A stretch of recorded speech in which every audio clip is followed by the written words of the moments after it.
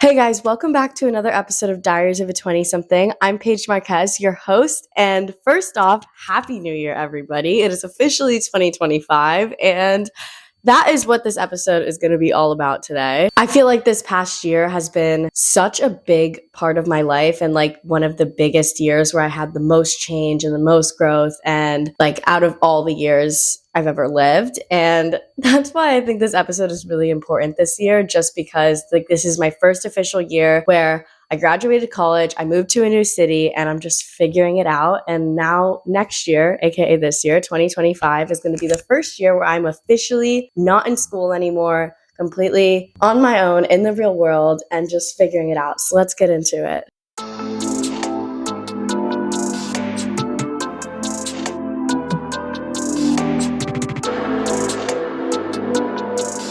So first of all, I just want to say I really hope all of you guys had a great New Year's Eve, whether you spent it in sweatpants or out at the bars. I did neither. I actually went to my mom's boyfriend's house. He was having a little get-together house party situation, and it was so much fun. I feel like for New Year's, house parties are always the way to go. Like, I honestly don't really like going out on like super big nights of the year, whether it's like Halloween or Blackout Wednesday or New Year's Eve or whatever the case may be. I think it's always better at like a house party. Plus it's a lot safer. I don't know, like with all of like the violent mass crimes on people recently, I just feel like those are the worst nights to get out. On New Year's Eve, I actually worked until I want to say 5:30, I think. And then I got home and I changed. And then my mom actually scheduled me an Uber to go to her boyfriend's house, which is in Sussex, New Jersey. It's about an hour and a half from here. So it was a really long Uber drive. Of course, I brought Miss J. So this was like the first time of like me meeting all of Jeff's friends and Jeff's family and like whatever. And I honestly love the bunch. I think it's a great little group of people. Very like, I don't know, I feel like some of the people are a little funky, but like in the best way possible. I think everybody liked me. I had a great time. He has like this really crazy basement with like a shuffleboard table, a pool table, pinball machines, like full bar. If you didn't know, my mom's boyfriend is a bartender. So,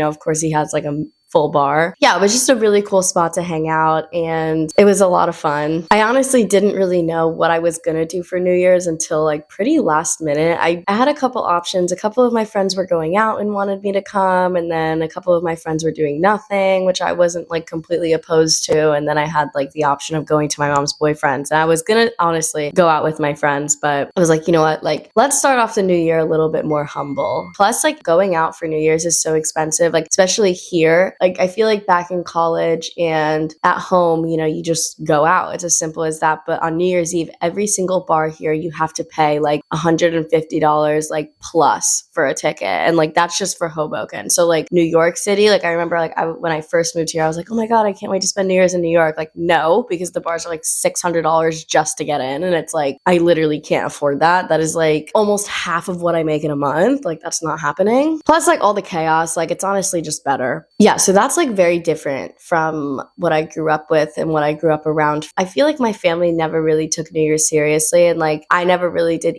either, but I feel like in the last couple years, I started to really put a lot of emphasis on New Year and just the idea around setting new goals and reflecting on the past year and things like that. I think it's important to do that. Obviously, you can do it throughout the year, but I don't know about you guys, but I actually do vision boards every year. I started doing that, I want to say like sophomore year of college, wherein I always make it my desktop screen or my laptop screen or like just something like that because like, so I see it when I'm working. I think that that's the best way to do it other than like hanging up a photo. What sucks about doing it on a laptop screen is it has to be digital. Like I think there's something really cool about making vision boards and like cutting out pictures from magazines and like whatever and like really like being able to like glue it on. I think like there's something really beautiful about making it so handmade. But this year, me and Angela actually made vision boards a couple days before New Year's, and it was just such a cutie little girls' night. We just made tacos and talked about boys and created did vision boards, and it was so nice to do it with somebody because I normally do it alone. I normally spend New Year's alone because I like the self-reflection a part of it. And like I said, this year has been such a big year for me. I graduated college, and that's like crazy in and of itself. I moved to a city I always wanted to move to, which is like another crazy change. I started working. Like, it's just a lot of changes in a year, and they're all great changes. But at the same time, I'm not going to sit here and say that this year has been amazing for me. It has, when you look at the goals that I set for myself at the beginning of the year and what I actually accomplished. But there was a lot of things this year that really did test me from an emotional standpoint. You know, I've talked a little bit about the situationship I was in this year, which, like, honestly, I've never had a man make me feel better and worse in my entire life. So that was a thing. And then, you know, all the dating I was doing this year, it's just like, I feel like this year just had a lot of emotional turmoil, but at the same time, I accomplished so much. I feel like I'm the kind of person that always does better. Like, the more chaotic my life is, the better I do. Like, I can't be stagnant. I can't be bored. I need always something to be like crazy in my life. Otherwise, I just get bored and I can't focus on what I should be doing. But yeah, my vision board, I'm going to try and find it for you guys. So this was my original vision board from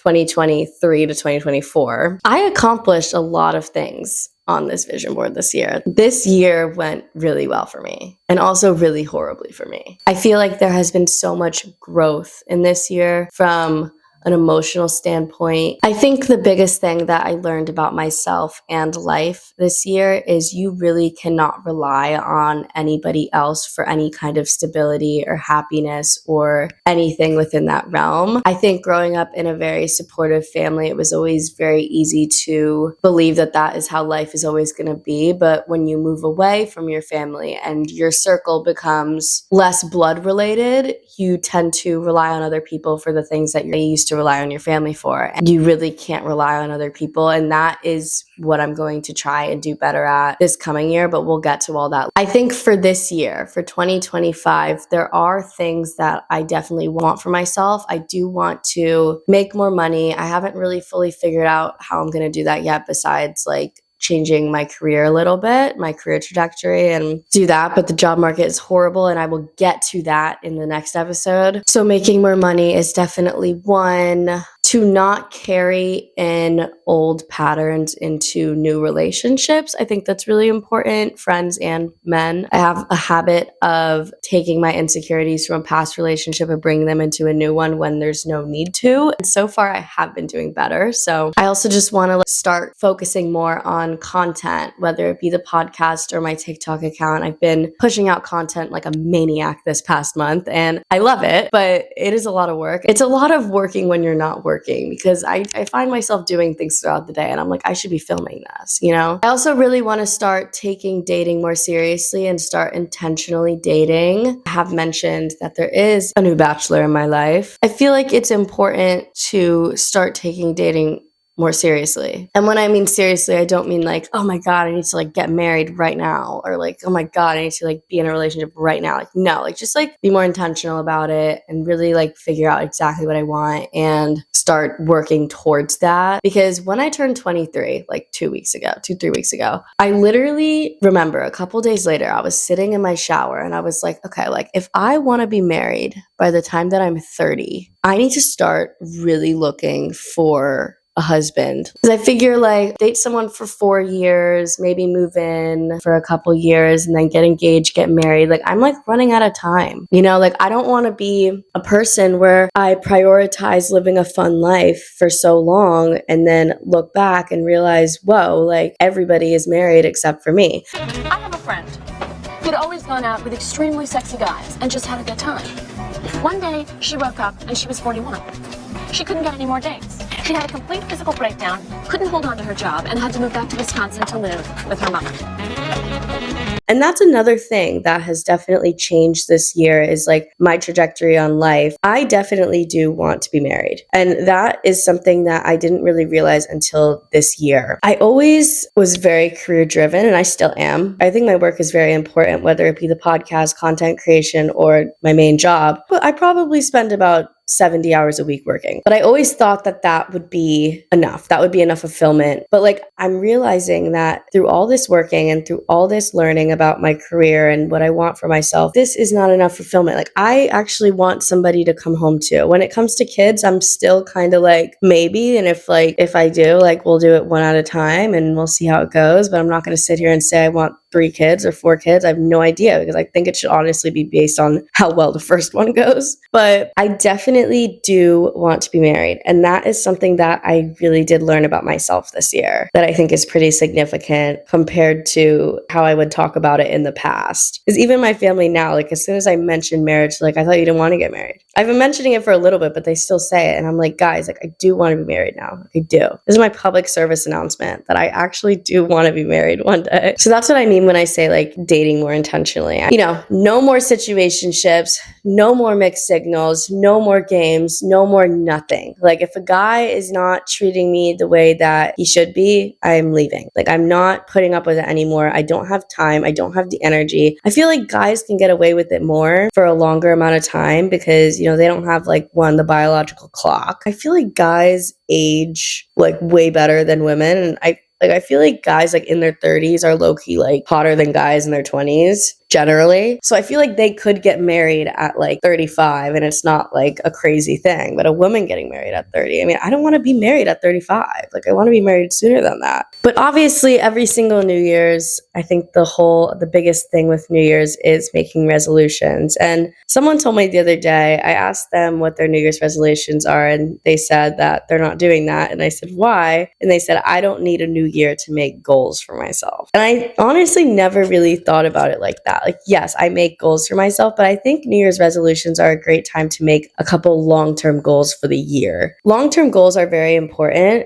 but you need a lot of short-term goals to reach your long-term goals. And I think for me, one of my New Year's resolutions, which was actually my New Year's resolution last year, but I'm still not where I want to be with that, is to stop relying on high expectations. Because what I tend to do is create high expectations for work, for a relationship, for whatever, and then get so excited about them, I rely on them, and then I ended up let down. Basically what I'm saying right now is I am just done being delusional. I'm just going to start taking things as they are and not trying to turn them into anything else. That is my biggest New Year's resolution. Another one would be to get the podcast to 1,000 subscribers. And I know that's a lot considering I think I only have like 55, but I'm motivated. And I have a lot of fun plans for this year, and I think I can do it.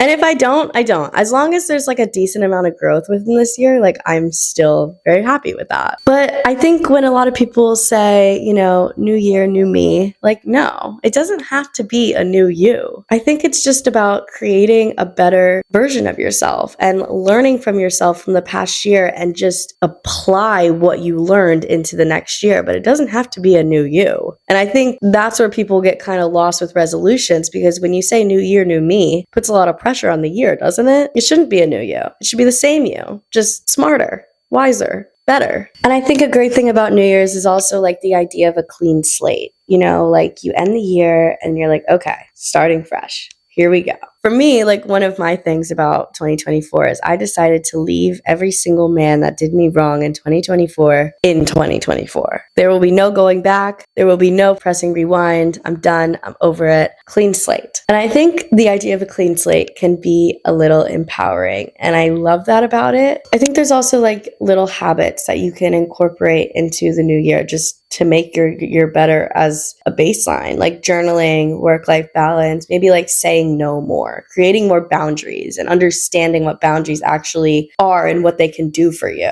All in all, I think New Year's is slowly becoming one of my favorite holidays for the reason of being able to reflect and learn and apply it for the next year. I think that is the biggest thing and the biggest takeaway with New Year's that we should all be doing. But obviously, like I said, like, career is important, but also the fulfillment that you're getting is important as well, whether that be financial or personal. Finances in your 20s can be a very tricky thing. And I think especially in this day and age, it's getting a lot harder to survive. The job market is horrible. Gen Z people are getting fired left and right. I feel like we're in a very tough economy and career world right now. And what's unfortunate about us is that we're just starting. And that is going to be the tone of the next episode. We're going to be talking all about finances in your 20s, what you can do better, my own experiences, which I'm telling you are going to be shocking.